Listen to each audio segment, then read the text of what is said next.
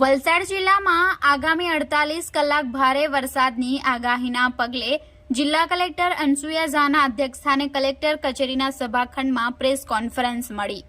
વલસાડ જિલ્લામાં તારીખ 25 જુલાઈ સુધી અતિ ભારે વરસાદની આગાહી હવામાન વિભાગ દ્વારા કરવામાં આવી છે, જેને લઈ જિલ્લા વહીવટી તંત્ર દ્વારા રેડ એલર્ટ જાહેર કરાયું છે।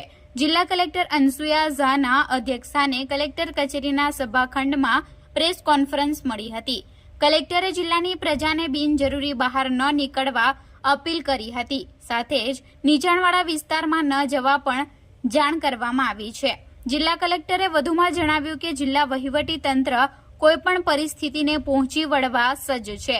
રૂટ લેવલ સુધી અધિકારી, કર્મચારીઓ તેમજ ગ્રામજનોને સંપર્ક સાધીને ભારે વરસાદની આગાહીથી વાકેફ કરાયા છે। અમલીકરણ અધિકારીઓને જરૂરી સૂચનો આપી દેવામાં આવી છે। જિલ્લામાં એનડીઆરએફની એક ટીમ સ્ટેન્ડ બાય રાખવામાં આવી છે। ટીમના 28 કર્મીઓ દિવસ રાત નીચાણવાળા વિસ્તારની મુલાકાત લઈ રહ્યા છે। ઔરંગા નદીમાં પાણીની સપાટી વધે તો એલર્ટ સિસ્ટમ દ્વારા જાણ થતા તંત્ર દ્વારા નીચાણવાળા લોકોને એલર્ટ કરાશે। સ્થળાંતરની પરિસ્થિતિ ઊભી થાય તો તે માટે સ્થળો સુનિશ્ચિત કરાયા છે।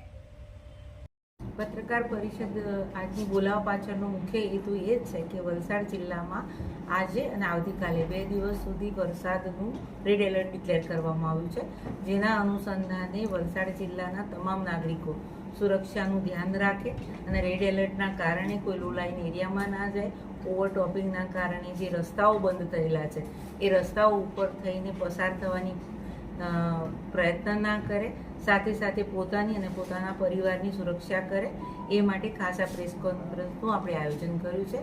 સાથે સાથે મીડિયાના મિત્રોને એ પણ મારી એક અપીલ છે કે આપ લોકો દરેક જગ્યાએ, દરેક તાલુકામાં હોવ છો તો કોઈ પણ જગ્યાએ જ્યારે આપણે એવું લાગે કે અહીંયા પાણી ભરાયું છે અથવા તો અહીંયા કંઈક ડિઝાસ્ટર થાય એવું છે તો આપ તંત્રને પણ તાત્કાલિક વાકેફ કરો।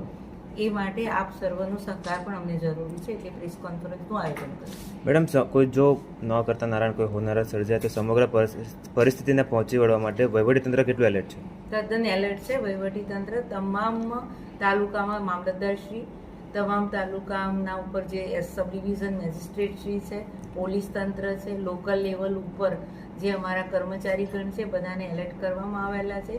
રેગ્યુલર બેઝ ઉપર આપણું જે ડિઝાસ્ટર સેલ છે વલસાડનું, ત્યાંથી નિયમિત સામેથી કોલ કરવામાં આવે છે કે કોઈ જિલ્લામાં, કોઈ પણ તાલુકામાં કોઈ પ્રશ્ન હોય તો સામેથી પણ પૃચ્છા કરવામાં આવે છે। દર 2 કલાકે આંકડા જે લેવાના હોય છે તો નિયમ મુજબ લેવાય જ છે, એનું રિપોર્ટિંગ પણ થાય છે।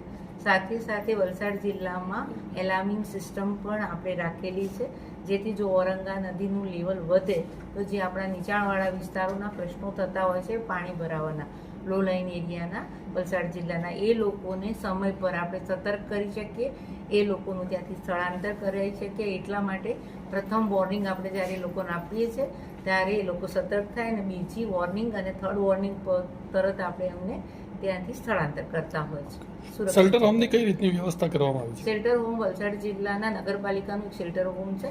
સાથે સાથે આપણી જે શાળાઓ છે, સ્કૂલો છે હાઈ લેવલ ઉપર, ત્યાં પણ ઊંચી જગ્યા ઉપર ત્યાં પણ મામલતદારશ્રી એ લોકોને ત્યાંથી સ્થળાંતર કરાવતા હોય છે।